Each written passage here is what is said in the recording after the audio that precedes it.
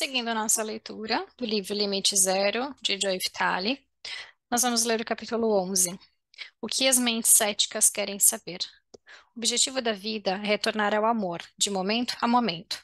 Para entender a esse propósito, a pessoa precisa reconhecer que é completamente responsável por criar a sua vida do jeito como ela é.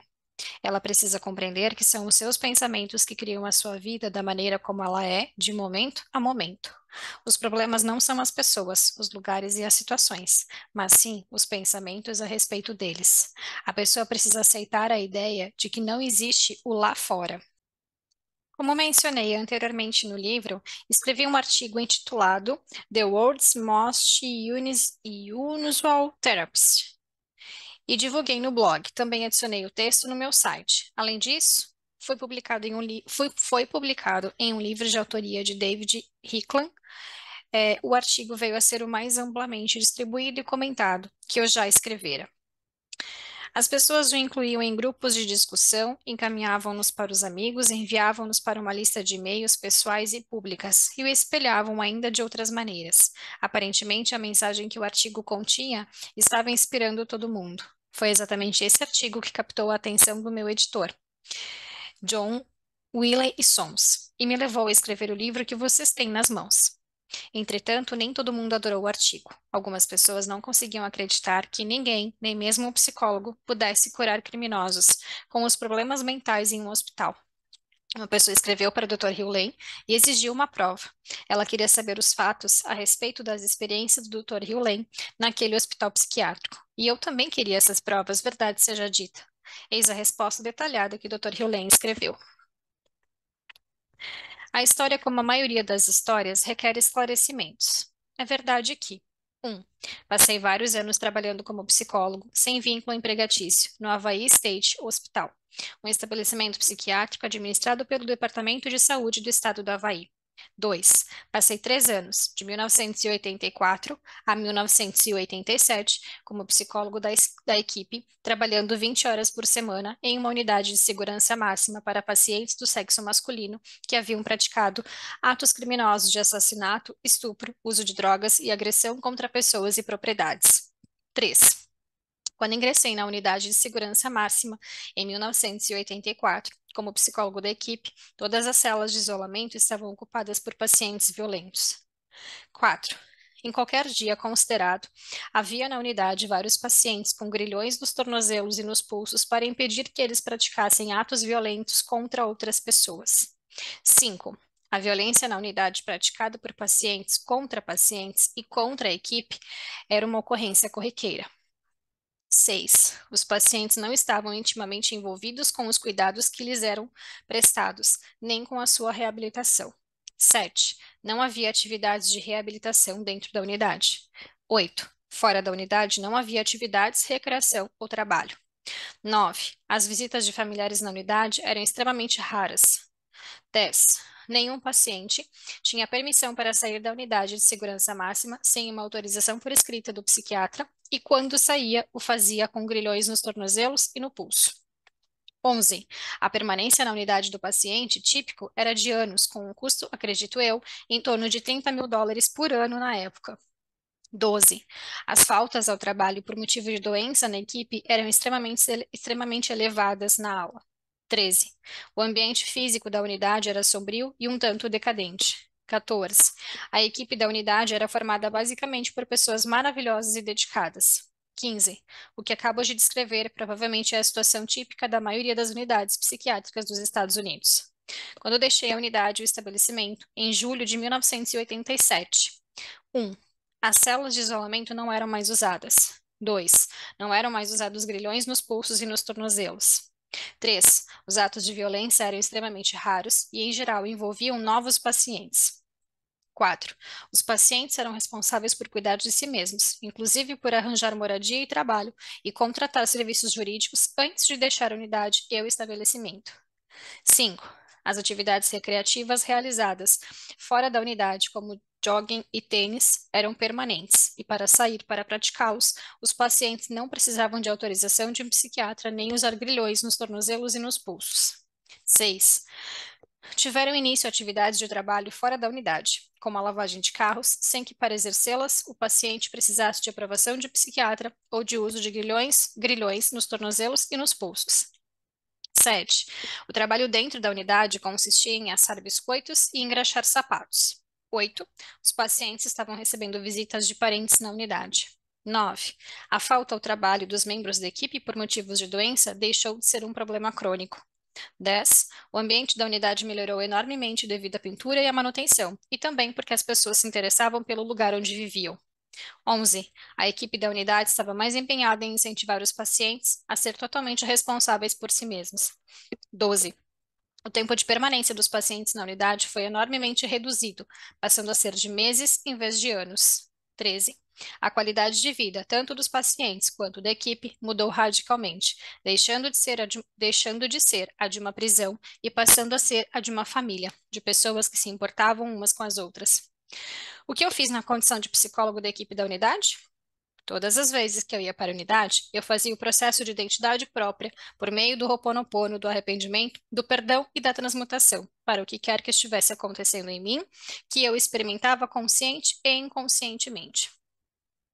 Como problemas antes de entrar, durante o tempo em que eu ficava lá dentro e depois que eu saía. Não realizei nenhum trabalho de terapia ou de orientação psicológica com os pacientes da unidade. Não participei de nenhuma conferência da equipe sobre os pacientes. Assumi completamente a responsabilidade de purificar o que havia em mim que me causou problemas como psicólogo de equipe. Sou uma criação do eu sou, perfeito, como acontece com todo mundo e com tudo. O, in, o que é imperfeita é as memórias que reagem, reencenadas como críticas, ressentimento, raiva, irritação, e só Deus sabe o resto da M, a que é carregada da alma. Paz do Eu, Ilha Leakala, Rio Len. Embora eu ainda estivesse aprendendo o Ho'oponopono, eu às vezes ensinava o método a outras pessoas quando sentia que elas estavam abertas a ouvir falar nele. É claro que o fato de elas estarem abertas era um reflexo de mim, não delas. Quanto mais claro eu me tornava, mais claras as pessoas ao meu redor se tornavam.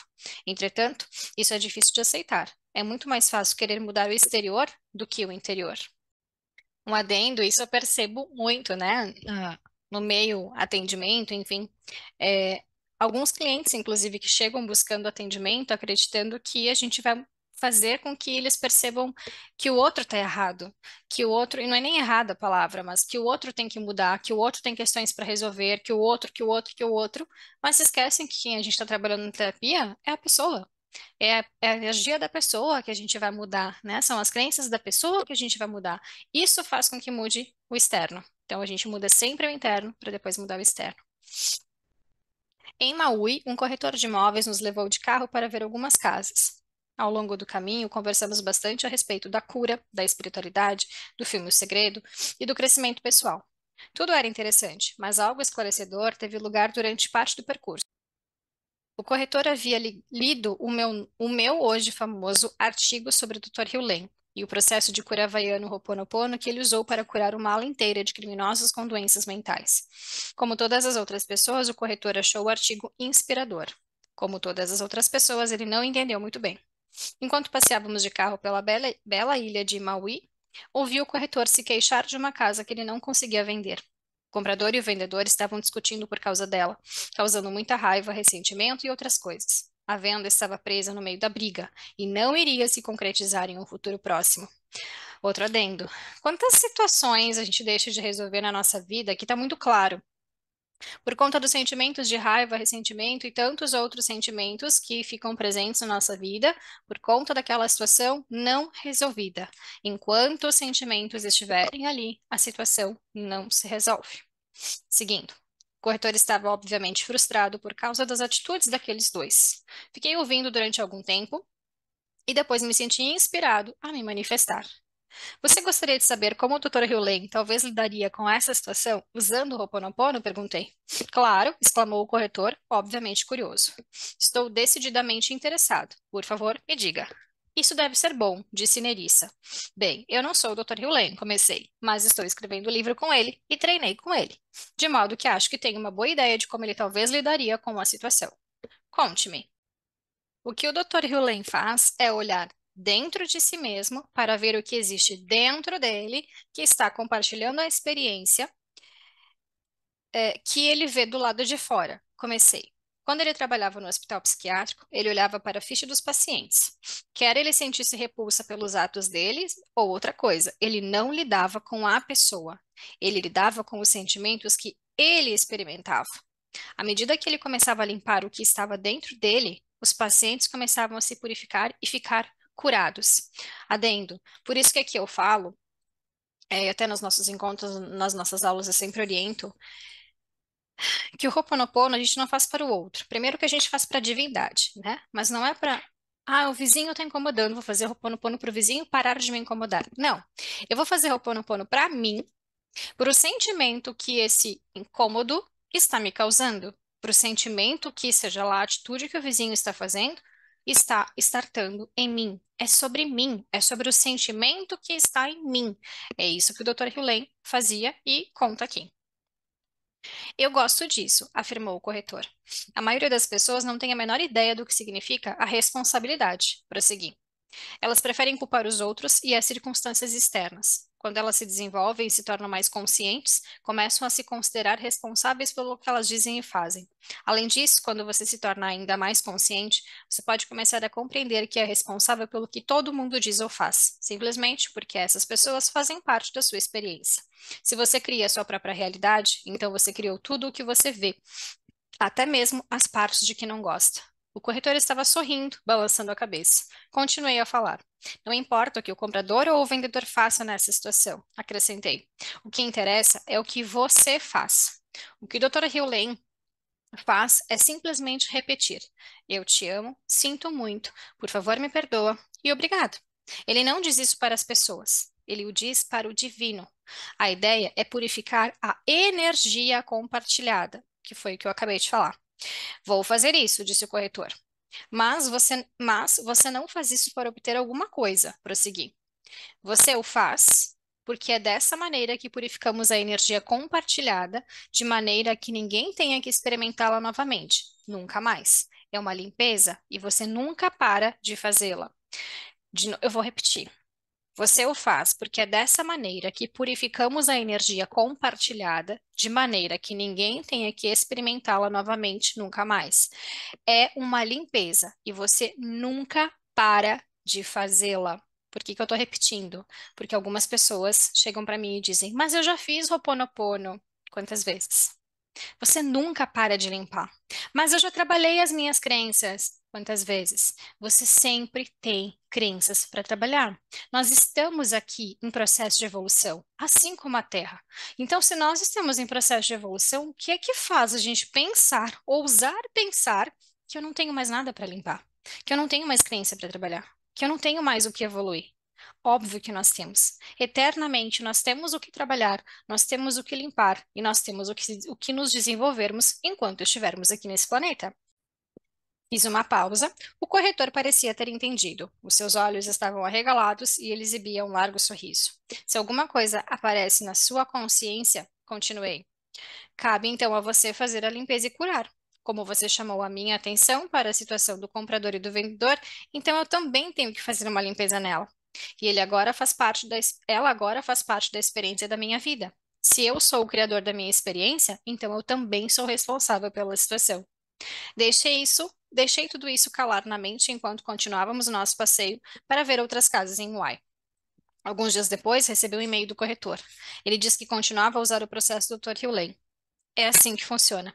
É totalmente amor. É contínuo. E você é totalmente responsável.